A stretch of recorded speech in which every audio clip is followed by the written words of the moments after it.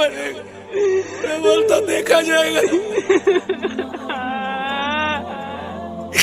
ہم نے آج تک ہم نے جتنے گناہ کیے ہیں کیا ہم نے ان گناہوں کا محاسبہ کیا ہے کہ آج تک مجھ سے کتنے گناہ ہوئے ہیں کہ میں ان گناہوں سے مرنے سے پہلے توبہ کر لوں.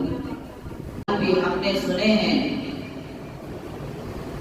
لیکن ان تمام کو سن کر ہم نے بسے پشت ڈال دیا.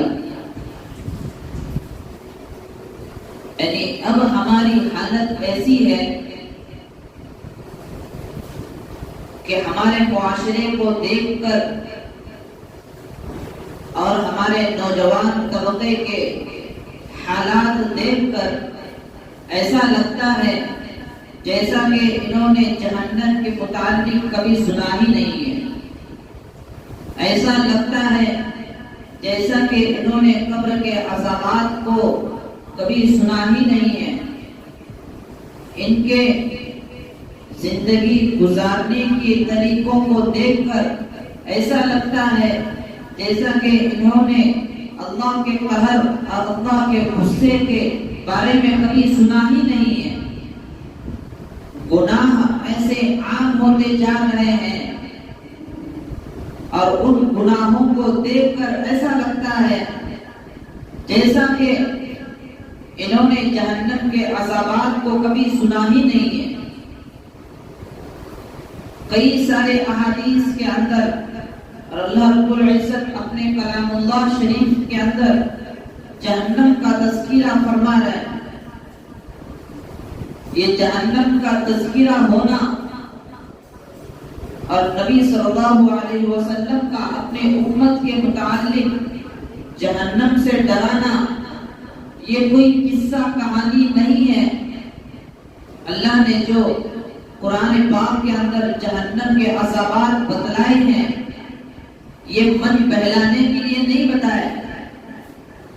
یہ اللہ نے اپنے بندوں کو ڈرانے کے لیے کہا ہے کہ اگر تم میری منشا کے مطابق اگر زندگی نہ گزارو گے، اگر تم میری چاہت کے مطابق اگر تم نے زندگی نہیں گزاری تو تمہارے لیے میں نے یہ عذابات جہنم کے اندر رکھے ہیں.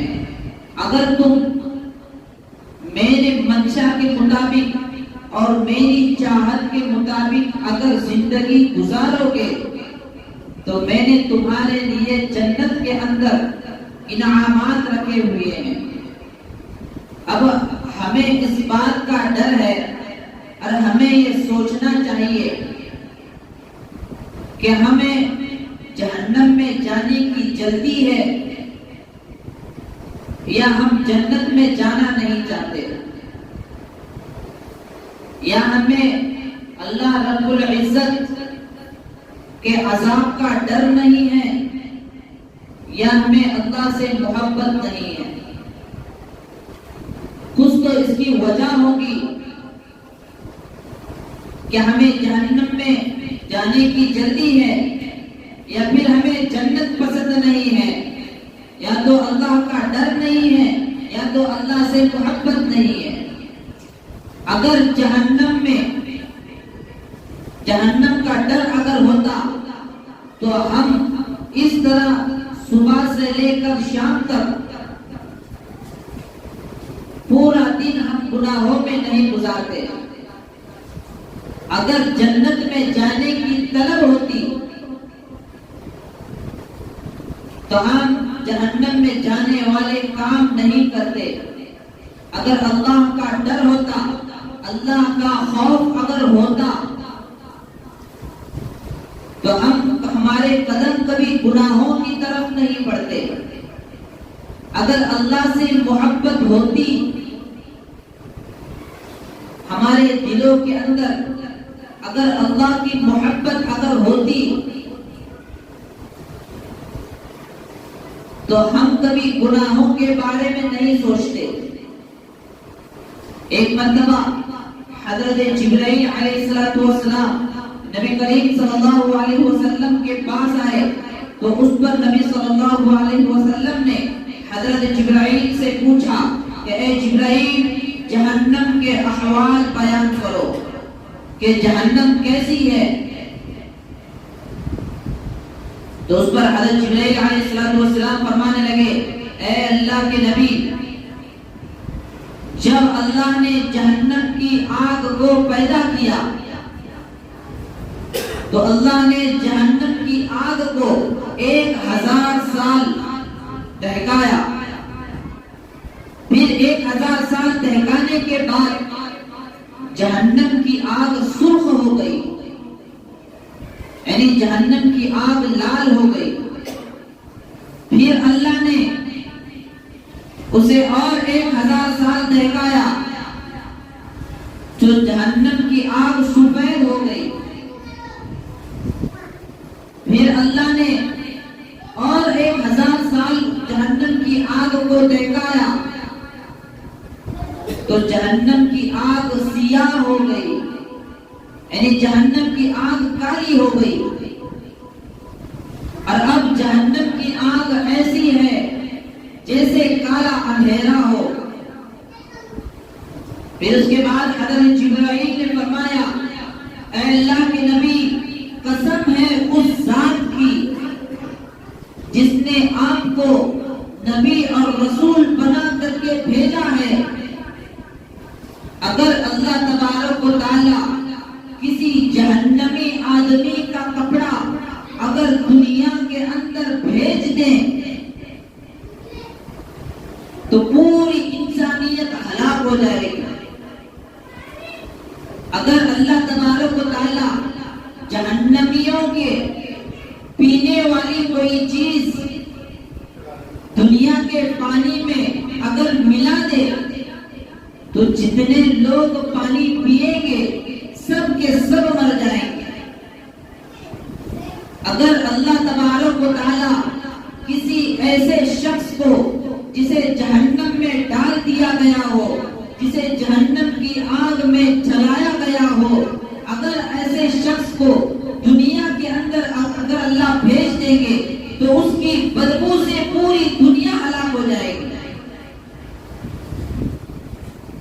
ایک اور حدیث میں آتا ہے کہ آپ صلی اللہ علیہ وسلم نے حضرت جبرائیل سے پوچھا کہ جبرائیل جہنم کے احوال اور جہنم کے عذابات کے متعلق بتاؤ.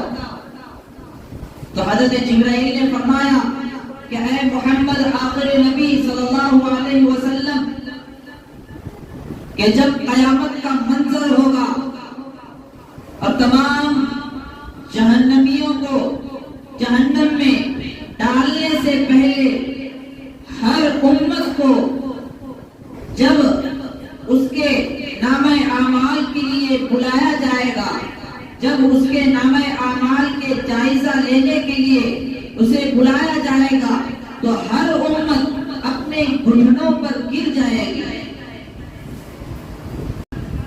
آخر میں آئیں گے محمد عربی صلی اللہ علیہ وسلم کے پاس، وہ کہیں گے کہ ہاں میں اس کا اہل ہوں، میں اللہ سے دعا کروں گا، میں اللہ سے سفارش کروں گا. تو تم سب کی سفارش قبول ہو جائے گی.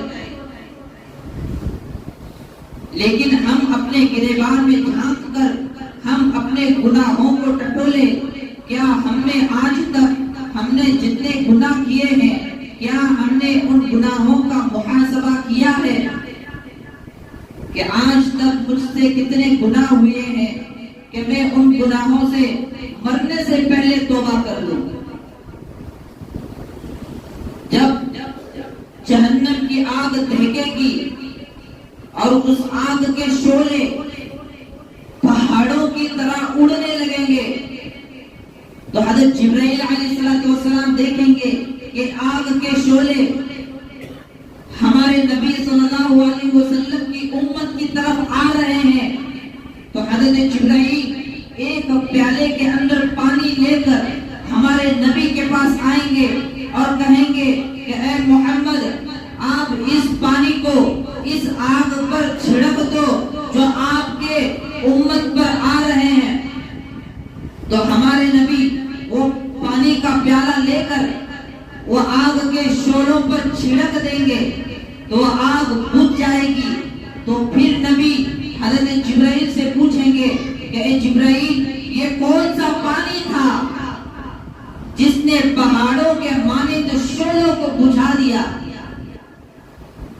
تو حضرت جبرائیل فرمائیں گے کہ اللہ کے نبی یہ کوئی عام پانی نہیں تھا، بلکہ یہ پانی آپ کے امت کے گنہگاروں کے آنسو ہے، جو اللہ کے ڈر اور اللہ کے خوف سے اللہ کے پاس روئے تھے۔ اللہ نے وہ پانی محفوظ رکھا تھا تاکہ ان گنہگاروں کے آنسو سے جو اللہ کے خوف میں بہے تھے، اللہ نے دنیا میں وعدہ کیا تھا کہ جہنم کے آگ سے بچانے والا وہ پانی ہے جو اللہ کی خوف میں رویا ہو۔ اللہ نے وہ آج اپنا وعدہ سچ کر دیا، جو آپ کے ہاتھ سے، آپ کی امت کے آنکھوں سے اللہ کے ڈر اور اللہ کے خوف سے بہا ہوا پانی، اس کے ذریعے اللہ نے جہنم کی آگ کو ٹھنڈا کر دیا۔ تو ہمیں اپنے نفس کا محاسبہ کرنا چاہیے۔ ہم میں سے ایسے کتنے موجود ہیں جو رات میں سونے سے پہلے اپنے بستروں پر بیٹھ کر تھوڑی دیر کے لیے اپنی آنکھیں بند کر کے اپنے گناہوں کے بارے میں سوچتے ہیں کہ آج مجھ سے کتنے گناہ ہوئے ہیں، اور ان گناہوں کو سوچ کر اللہ سے توبہ کر کے اپنے گناہوں سے معافی مانگ کر سوتے ہیں۔ یا ایسے کتنے ہیں جو رات میں اپنی آنکھیں بند کر کے محاسبہ کرتے ہیں کہ آج میں نے کتنوں کو دھوکہ دیا ہے، آج میں نے کتنوں سے جھوٹ بولا ہے، آج میں نے کتنوں کو پھنسایا ہے، آج میں نے کتنوں کے امانت میں خیانت کی ہے، آج میں نے کتنا جھوٹ بول کر کمایا ہے، آج میں نے کتنی حرام غذائیں اپنی لقمہ بنا کر اپنے دانتوں سے چبایا ہے۔ یہ ساری چیزوں کا محاسبہ کر کے ہم اپنے گناہوں سے معافی کیوں نہیں مانگتے؟ یا تو ہمیں جہنم میں جانے کی جلدی ہے، یا پھر ہم جنت میں جانا نہیں چاہتے، یا تو اللہ کا ڈر نہیں ہے، یا تو اللہ سے محبت نہیں ہے۔ اگر جہنم کا ڈر ہوتا، اگر اللہ کا خوف ہوتا، اگر اللہ کے قہر کے برسنے کا اور اللہ کے عذاب میں مبتلا ہو کر ہلاک ہونے کا اگر ہمیں ڈر ہوتا تو ہماری زبان کبھی جھوٹ نہیں بولتی۔ اگر ہمیں اللہ کے ناراضگی کا اور اللہ کے عذاب میں مبتلا ہونے کا ڈر اگر ہوتا تو ہماری دانت کبھی حرام لقمے نہیں چباتے۔ اگر ہمیں جہنم میں جانے کا ڈر اگر ہوتا اور اگر ہمیں اللہ سے محبت اگر ہوتی تو ہماری آنکھیں کبھی نامحرم عورتوں پر نہ پڑتی۔